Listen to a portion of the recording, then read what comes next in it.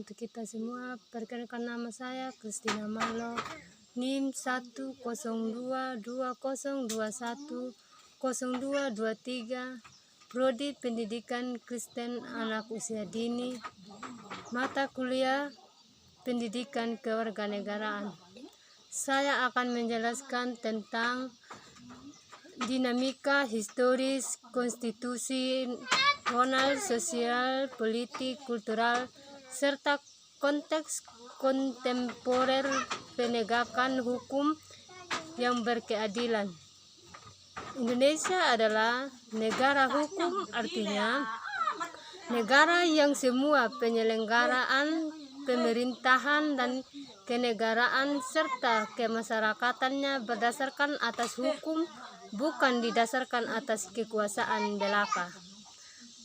Anda sebagai calon sarjana atau profesional yang merupakan bagian dari masyarakat Indonesia yang terdidik dan warga negara yang baik perlu mengerti tentang hukum. Dari bunyi alinea keempat pembukaan Undang-Undang Dasar Negara Republik Indonesia 1945 ini dapat diidentifikasikan bahwa tujuan negara Republik Indonesia pun memiliki indikator yang sama sebagai yang dinyatakan Kranenburg, yaitu 1. Melindungi segenap bangsa Indonesia dan seluruh tumpah darah Indonesia. 2. Memajukan kesejahteraan umum. 3. Mencerdaskan kehidupan bangsa. 4. Ikut melaksanakan ketertiban dunia yang berdasarkan kemerdekaan dan perdamaian abadi dan keadilan sosial. Dalam teori tujuan negara, pada umumnya ada 4 fungsi negara yang dianut oleh negara-negara di dunia. 1. Melaksanakan dan penertiban dan keamanan. 2. Menguasakan kesejahteraan dan kemakmuran rakyatnya. 3. Pertahanan. 4. Menegakkan keadilan. Hukum bertujuan untuk mengatur kehidupan dan ketertiban masyarakat.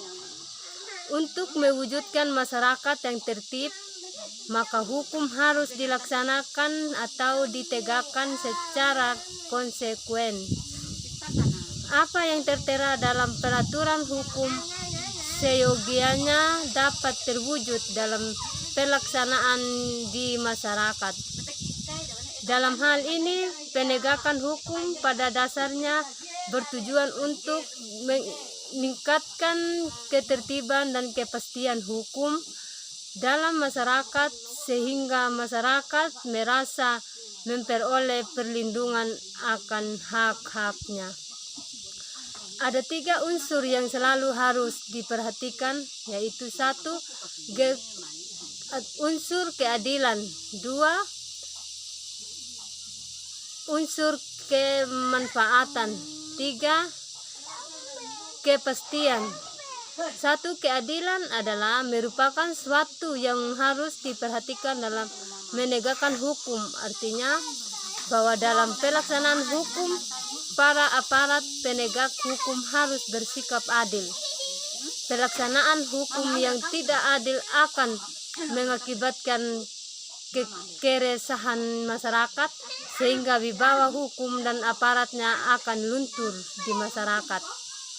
Apabila masyarakat tidak peduli terhadap hukum, maka ketertiban dan ketentraman masyarakat akan terancam yang pada akhirnya akan mengganggu stabilitas nasional. 2. Kemanfaatan.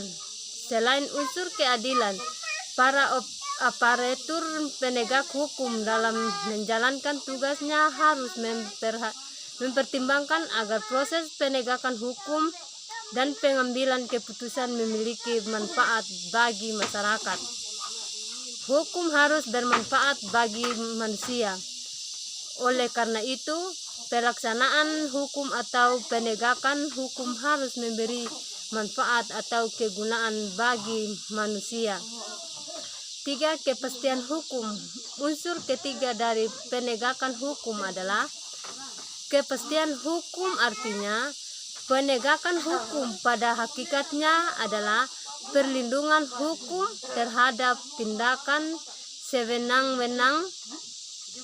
Adanya kepastian hukum memungkinkan seseorang akan dapat memperoleh sesuatu yang diharapkan. Misalnya, seseorang yang melanggar hukum akan dituntut pertanggungjawaban atas perbuatannya itu melalui proses pengadilan, dan apabila terbukti bersalah akan dihukum.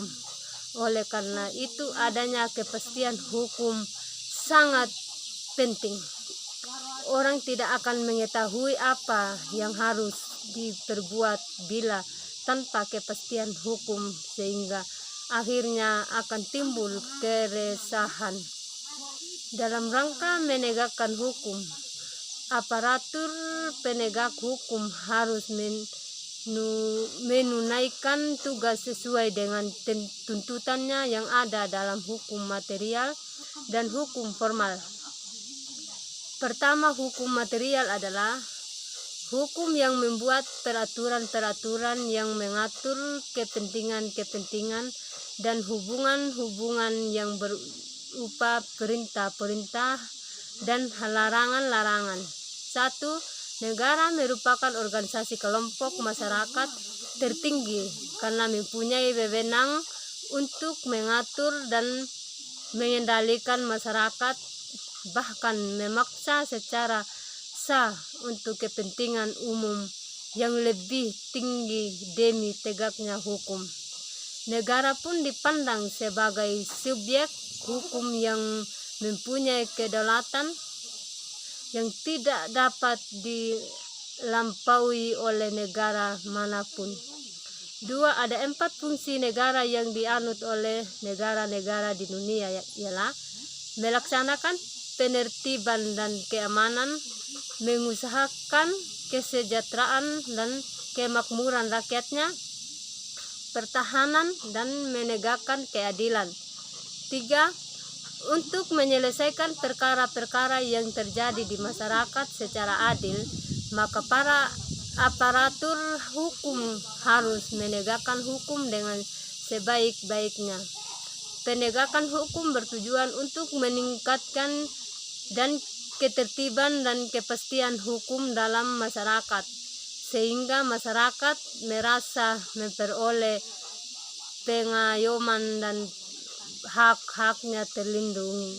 Dalam menegakkan hukum terdapat 3 unsur yang harus selalu diperhatikan, yaitu kepastian hukum, kemanfaatan, dan keadilan. 4.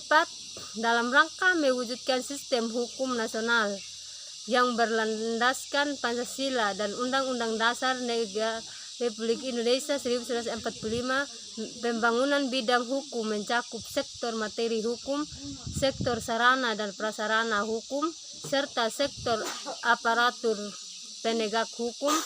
Aparatur hukum yang mempunyai tugas untuk menegakkan dan melaksanakan hukum antara lain lembaga kepolisian, kejaksaan, dan kehakiman. Fungsi utama lembaga kepolisian adalah sebagai lembaga penyidik, sedangkan kejaksaan berfungsi utama sebagai lembaga penuntut, serta lembaga kehakiman sebagai lembaga pengadilan atau pemutus perkara. 5. Pasal 10 ayat 1 Undang-Undang Nomor 14 Tahun 1970 yang telah diperbaharui menjadi Undang-Undang Nomor 48 Tahun 2009 tentang kekuasaan kehakiman menyatakan bahwa kekuasaan kehakiman merupakan kekuasaan yang merdeka untuk menyelenggarakan peradilan guna menegakkan hukum dan keadilan. Kekuasaan kehakiman dilaksanakan oleh badan pengadilan dalam 4 lingkungan, yaitu 1. Peradilan umum, 2. Peradilan agama, 3. Peradilan militer, dan 4. Peradilan tata usaha negara. 6. Peradilan umum merupakan peradilan bagi rakyat pada umumnya, sedangkan peradilan militer Peradilan agama dan peradilan tata usaha negara merupakan peradilan khusus karena mengadili perkara-perkara tertentu dan mengadili golongan rakyat tertentu. Keempat lingkungan peradilan tersebut masing-masing mempunyai lingkungan wewenang mengadili perkara tertentu, serta meliputi badan peradilan secara bertingkat, yaitu pengadilan tingkat pertama, tingkat banding, dan tingkat kasasi. 7. Penegakan hukum di Indonesia masih menghadapi masalah dan tantangan untuk memenuhi rasa keadilan masyarakat. Penegakan hukum sangat penting diupayakan secara terus-menerus untuk meningkatkan ketertiban dan kepastian hukum dalam masyarakat sehingga masyarakat merasa memperoleh perlindungan akan hak-hak dan kewajibannya. Sekian dan terima kasih. Salam untuk kita semua.